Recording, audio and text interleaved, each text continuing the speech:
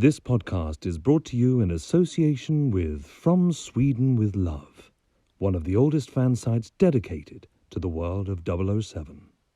Online since 2004 and also on Facebook, Twitter and Instagram. Why not check them out today? JamesBond007.se. Nobody does it better. Or as they say in Stockholm these days, ingen gör det bättre.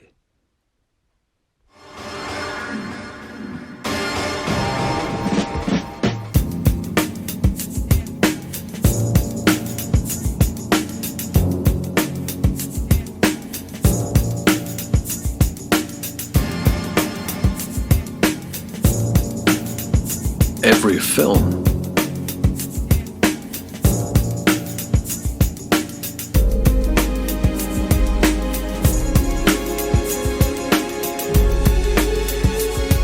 every stunt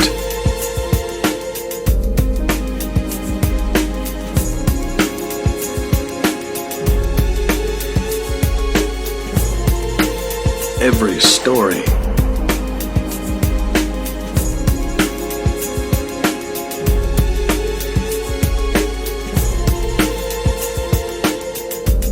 Ever heard of Evel Knievel?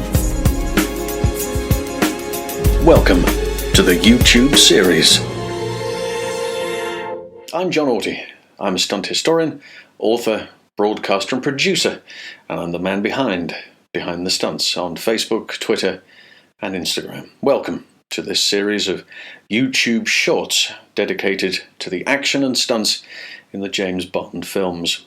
My new book, Ever Heard of Evel Knievel, is the definitive guide to everything action-packed in the film franchise. The coordinators, the stories behind these incredible moments, all captured on film. We'll talk through some of those great stunt sequences and a few you may have missed along the way. So buckle up. You could be in for a bumpy ride. The book, podcast and YouTube series are also to be used as educational tools to learn from and to wonder at.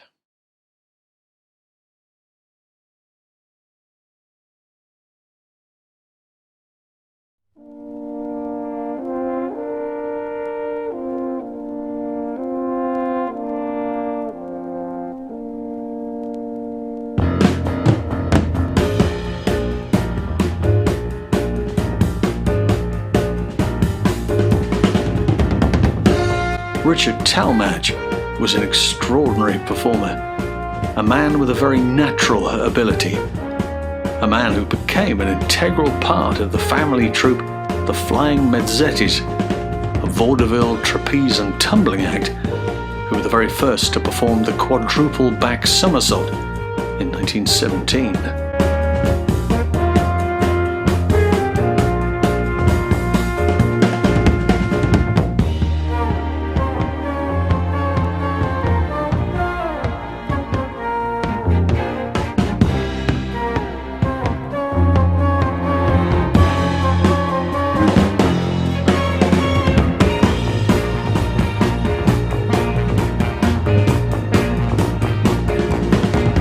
This ability lent itself perfectly for film work, and as you can see here, he was one of a small group inspired by Chaplin, Keaton and Harold Lloyd. The only difference is that Talmadge actually performed all the stunt work himself and was never doubled.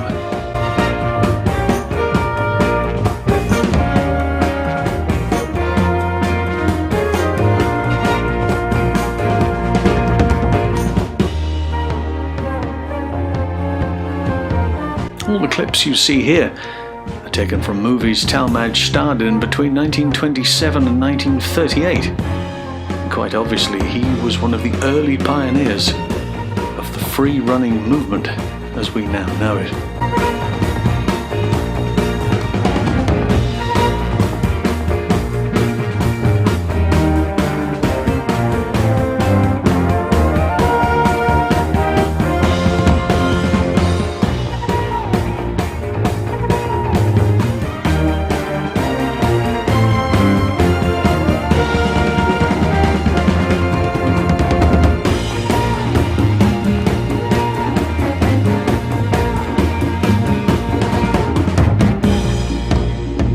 Imagine the opening of Daniel Craig's 2006 Casino Royale without the free running. Exactly.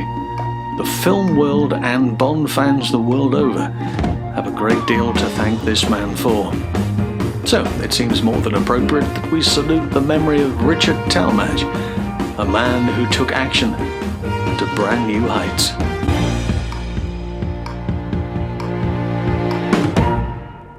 Hello and welcome to this week's show, and we are in 1967 with Casino Royale. Yes, Casino Royale. If we are to be definitive, we must cover all of the Bond adventures, whether they're made by Eon or otherwise. And this contains the character James Bond, and it also contains stunt performers. So on the strength of that, it's in the book, and therefore it's in the show. So 67 it is, and there's a couple of great little bits to look at here, and we're going to start with a lovely car chase that happens partway through the picture and looks very much like this.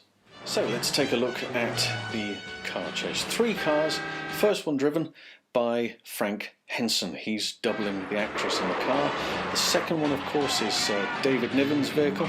That's been driven by Jimmy Lodge, and Peter Bryan is in the milk float at the back, having the contents thrown about all over the road. A couple of issues coming along here. Here's the first one. This is rather nice, which of course is all done on a stopwatch, really.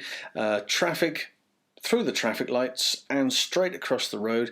The most important thing here is that the guys driving the lead vehicles, they can adjust slightly. The other guys must not adjust at all. The blue van you see on the right of screen is in fact driven by a then stuntman who became a comedian and an actor, and everybody else knows him the world over, if you're an EastEnders fan, as Mike Reed, who was driving the blue van there. And look, they're just getting through. The speed isn't being altered at all. Obviously, if they want to brake slightly, they can do. The brake lights the bulbs will have been removed from the brake lights so they can be in charge of their own timing, but just straight through the traffic there, and then everything else fills up around it. It's a really nice little moment, bearing in mind that vehicle at the back is supposed to be remote controlled. And now, of course, Jimmy Lodge slowing. There's Peter Brace, who's one of the workers in the road trying to clear this load all over the place. Jimmy Lodge drives through there. There's the vehicle out the other side, and running right across shot in the middle is the stunt coordinator Terry Yorke in the blue shirt there. Now this is the end of the sequence, and the gates open, they go through, and Frank has to try and slide that car into the gates. Let's see it again. He comes in, and this is why he was brought in, because he was a master of control of the vehicle, particularly Jags E-types, which he'd been driving for many years. He slams on the anchors, throws the car to the left. This angle is quite deceiving because it looks as though he's just driving straight into the gates. They then cut to the other angle, and you see the back end of the car sliding in perfectly to fit in between the gates. Absolutely perfect. And then sadly, unfortunately, the character, well, gets blown up by the milk float.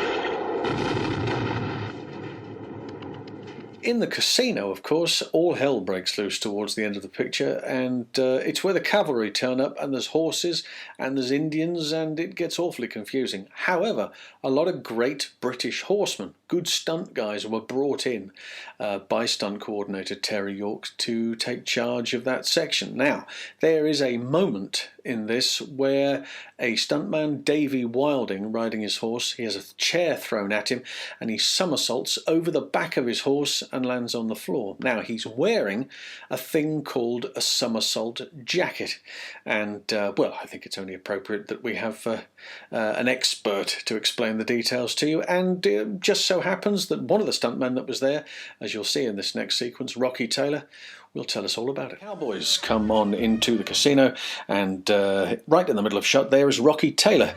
So who better to ask about the somersault jacket than him? And here he comes. It was a somersault jacket that it went down and hooked on the back of the saddle. Right. So when you came off, you didn't do a dead fall. It sort of released you quite gently. So you didn't land on the back of the horse? You hooked yourself up onto the saddle, flipped yourself, and then the hook held you as you came off. Right. Which was quite good. I mean, they used to do that a lot. It looked very exciting on screen. David Wilding. There was about 3 or 4 jockeys that came into the stunt business. Mm. Dave Wilding was one of them, as you said. Mickey Dillon, Peter Right. Pocock. They were all ex-jockeys that sort of joined this fraternity around. Tell you when it was on Magnificent Men in the flying machines. That's when they came in. Right. Because that's one of my first pictures. That's right. Yes, it with was. my father. But Terry Yorke, again, bless him, was the stunt coordinator. Did a lot of work on that on Casino, didn't he? What was he like as a coordinator? He was very, very good, very methodic. I mean, he should have really. He did do a bit of directing, but he could have been a great director. Like they all started moving towards that. Right. But he had a great vision. So if you've enjoyed today's show, and let's be honest, why wouldn't you? Then subscribe. The buttons are down here. Click the subscribe button and enter a world of excitement simply at the touch of a button. Thanks for joining me. See you next time.